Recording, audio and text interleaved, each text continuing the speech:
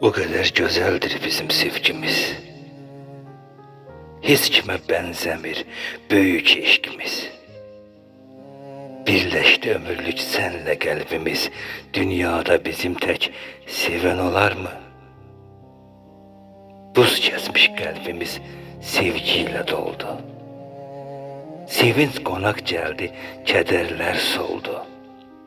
Mehabbet adlanan yuvamız oldu. Dünyada bizim tek seven olar mı? Bir an düşünmedik ne sağı, solu. El ele göz göze geçtik bu yolu. Yaşadık sevgini biz dolu dolu. Dünyada bizim tek seven olar mı? Bahara tutunduk kış ömrümüzde. Koruduk herkesten biz gönlümüzde. Hoşbəxtlik yaşadık öz özümüzde.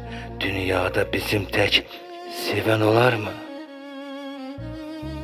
Yar keçə bilmez ki hiç vaxt yardan. Sevenler korkmazlar borandan, qardan. Onları koruyar büyük yaradan. Dünyada bizim tek seven olar mı? Dünyada bizim tek seven olar mı?